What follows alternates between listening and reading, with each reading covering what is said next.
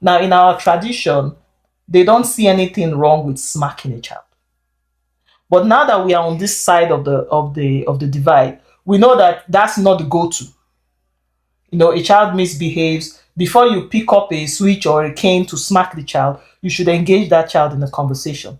And then your father or your mother comes from Nigeria and sees your child behaving a certain way, and gotta brush that child before you come back.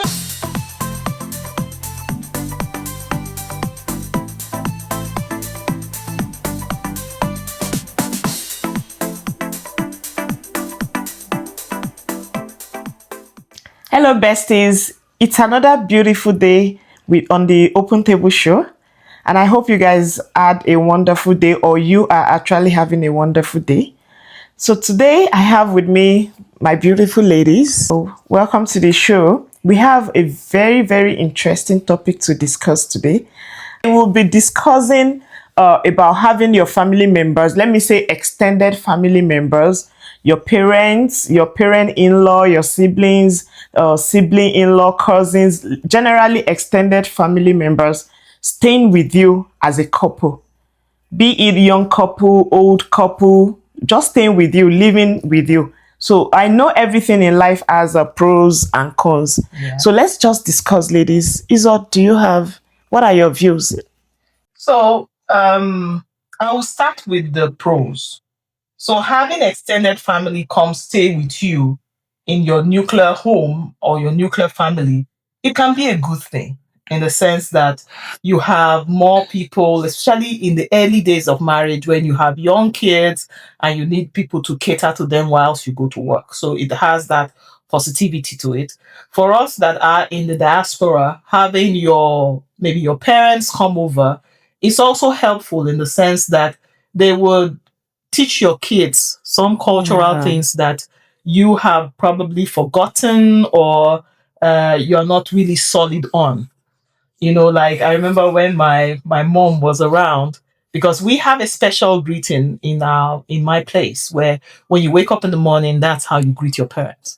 But over time, your kids will wake up, "Hi mom, morning mom," and she was like, "What's happening here? What is hi mom, morning mom?"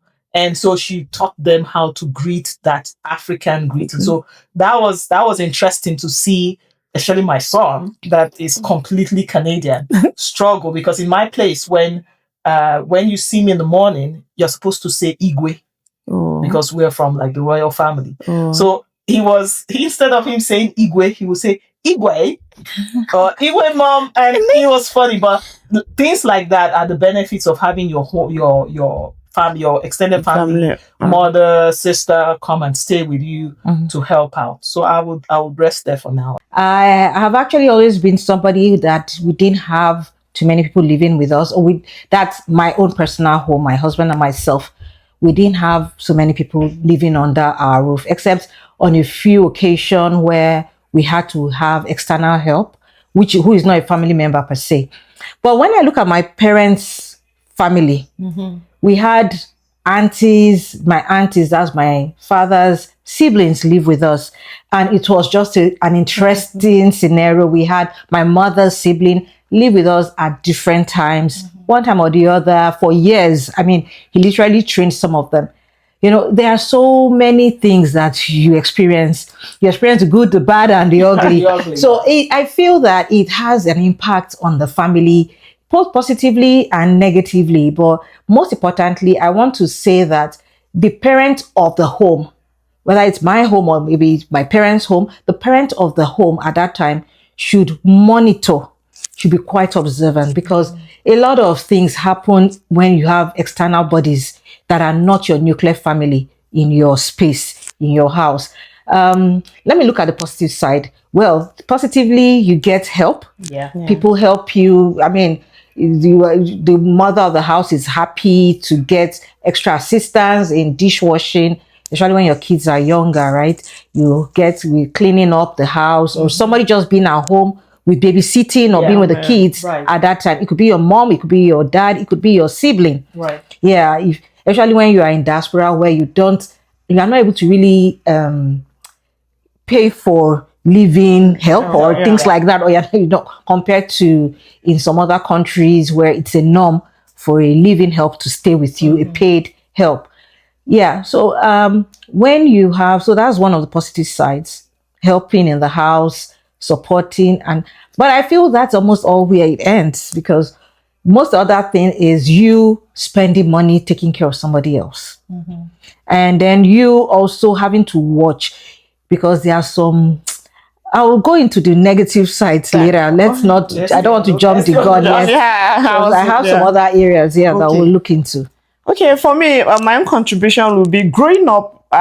We had, I would say, I grew up with cousins. We had people staying with us, help my cousins and things like that. So I grew up in that kind of environment. And when I got married to, just because I got married in the same town where I was raised. So yeah, I still had my siblings come over. My mom comes over, stay over a period of time. Even my sibling. For me, I was enjoying it, and also my husband. I've never seen my husband, as in my husband, complain, or because if he had actually rejected it, then there's nothing I could have done. And even at times when I have disagreement with my mom, he's always the one settling and say, why would you do this? Why would you talk that way? You get, so I enjoyed that. And I had people to also help me raise my kids. Like, okay, growing up, at times I go out, you wouldn't even know I have little ones. Because I don't have to carry them around. So I was really enjoying that. Not until we moved to another part of the country. But for me, at that time when we moved, it was something I was kind of looking forward to, because it helped me raise my kids. Back home, they were practically doing nothing. Like, I had people, grown-up people, that would take up those tasks. But here, we had a mini family meeting, and everybody was hands-on. Like, everybody, So when I see them take up some chores now, I knew if we were in the country where we had people with us, they might not be as hands-on as they had now. Yeah, that's another thing, because having external help, people living in your house, like, let's not even just call them external help, having maybe family that are living with you, supporting and helping. Somehow it tends to almost spoil the children, because you don't want to waste time training that child, doing you're not patient enough to like train that child to sweep, to know how to mop the floor or wash the toilet or even wash dishes. You just like, oh, please, you that is more senior, you please, can you help me get it done and everything. So it's a good one. It helps you to train your children early to support you. But in terms of privacy, what do you think? So that would be where we'll talk about the cons now, because we talked about the positive sides of it now. And is that the only positive, actually? So apart from childcare and cultural upbringing, what else? Well, let me even explain something. For me, I feel, in addition to what you said, the cultural upbringing, let me expatiate on that, because to an extent, there is this moral values, because especially if it's your parents coming to live with you, not those parents that don't have some moral values, but most parents that are old school tend to want to keep that culture of respect, that tradition of honor, that tradition of maybe you're speaking your language or teaching them some of your cultural things. Then the moral values many times are passed down from your parents more on the kids. Because when they live with you, if they see a child, particularly kids when we are in diaspora, right, you find out that the kids tend to learn something that might just not be what your culture approves of. Or like the example, hello mom, hello dad. It becomes common, but it's not like it's a bad thing or immoral thing to do. It could be even worse than that. But they try to caution them and try to instill maybe respect, whereby maybe the parents are just like, it doesn't matter, So they try to like make sure that they pass that down. But however, how far does it go? Does your son still say, he does, because so this is where it's interesting, because sometimes he would, sometimes he wouldn't. But the moment my mom is on the phone, she picks it up, automatically he would say it. So maybe, I don't know, maybe because she taught him how to do it. So he feels, when his grandma say, when his mom, maybe not. Yeah, so that's how Okay, that's so nice because whatever values they are passing down on us has to be approved by us too, totally. and also have to be continued by us Right. if we like it. Because if you don't like it, then it's just a That's passing where the phase. It disagreement just comes yeah. and it goes. But you see, there are so many other things that when people come to stay in your house, the invasion of privacy, like you were talking about, it could be really, really a big problem because it has caused a lot of problems in the home, maybe amongst parents, in-laws, and the spouses. So so that's where what I would cap that to be would be privacy and boundaries. And boundaries, yeah. Because again, sometimes in as much that these external family members, I want to believe they have good intentions, but sometimes they would over push their boundary where they won't check with the parent before doing certain things. And if now let me paint this scenario where you have an in-law that is in the home and something happens, instead of the in-law to either check with the son-in-law or daughter-in-law, as the case may be, will just talk with their daughter and then go ahead and do it. That might rub the other person the wrong way, to say, okay, at least you should have checked with me before you did this. So those are the boundaries that can be encroached into, that can, make things really unsettling in the house. Like some families believe, okay, let's go a bit traditional now. Now in our tradition, they don't see anything wrong with smacking a child. But now that we are on this side of the divide, we know that that's not the go-to. A child misbehaves, before you pick up a switch or a cane to smack the child, you should engage that child in a conversation. And then your father or your mother comes from Nigeria and sees your child behaving a certain way, and gotta brush that child and come back over. That might rub you the wrong. yeah, sure, definitely. Those are the boundaries that I'm talking about. That made me sorry. He's like there's a colleague of mine. She was just telling me about, because they are not Nigerians, so she was just telling me that she had a disagreement with her mom. The mom and the father, and her father has been with them for I think over 1 year. So she said she was just okay, I had a disagreement. I said, what happened? So she now told me that at times when she remembers, she's just trying to forgive her mom. Like if she remembers the kind of upbringing she had, the way she was raised, like at times she gets so pissed with her mom that her mom raised her in a way that she believes there was nothing good about her. Like if she had done 10 good things and she only misbehaved once, the mom would like discipline her as if she had never done anything good. And that's the same way the mom is trying to train the kids. Like any little thing, she would turn it into a big issue. So she told the mom no, and the mom now told her that you are kind of making your children not listen to me as their grandmom, because you keep telling you keep disagreeing with them. So I actually told her, for me, I understand your point, because she said it took her a while before she could believe there are a lot of things that are good about her that she doesn't have a problem, because it affected her self-esteem. Her self-esteem. Just because any little thing, it is discipline and things like that. But my only advice to her was, I know you need to. So her mom told her, you need to stop. I said, oh no, mom, I'm not going to stop. Like, these are my own children. I need to raise them the way I want. So I told her, you shouldn't have said that in the presence of the children, right? You might maybe now disagree when maybe send them away or find another opposite. I'm not a party of maybe disagreeing, especially when you have little kids. Before you know it, they are watching you, and they might start acting up same way. When they're So well, for that kind of a person, what I would advise is maybe herself and her husband sits her mom down and try to explain the method they are using. They plan to raise those kids and the positive impact, because when your parents are a bit of old school or they are traditionalists, they are the traditional way of raising kids, they tend to feel that I raised you and you grew up right, you turned up okay, so what are you talking to me about? Not knowing maybe the struggle their child went through, they are, not knowing probably the impact negatively it had on that child, and now feel that using it because that's all they know, that's the best they know. But when you explain to them about this kind of your own method that you're trying to imbibe and the positive outcome you are looking at it bringing, I believe they might try to, or they might not initially accept, or like, okay, whatever you want to do, no problem. And they look at you and say, I'll look at it. But instead of turning it into like a quarrel and fighting them over it, because I believe that the mother is doing it from the love of her heart, not from a bad place, but just that is the method she's used to or she knows. Yeah. There was one interesting topic you mentioned about finances, that having people around, like, Oh yeah.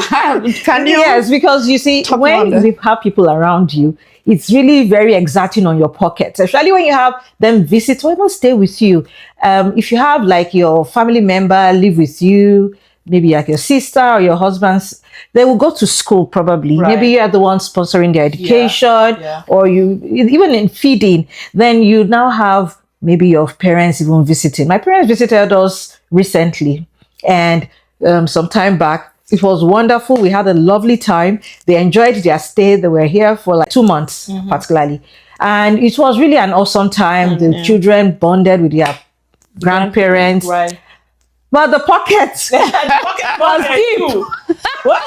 You know, so it could be financially draining, especially when the couples are struggling or trying to get their footing on ground. So it could be, you might look like, oh, what are they eating? They're just eating food. Is that all? But you try to satisfy them. You have to make sure they enjoy, especially when they are just visiting you in a foreign country. You want to make sure that they enjoy their stay, they have a nice time. So you want to take them out, you want to spoil them, you want to let them explore and enjoy the new country, but it also has an impact on your finances. So it's something that people should actually also plan properly, because that impact on finances can put a strain on the husband and the wife's relationship, where especially if it is the wife's parents and she seems to like want to satisfy those parents or anything they ask for, because the meals they might eat might be different from just the regular meals. You want to make sure that it's healthy, is the dietary restrictions are followed, unlike if it's just you and your kids.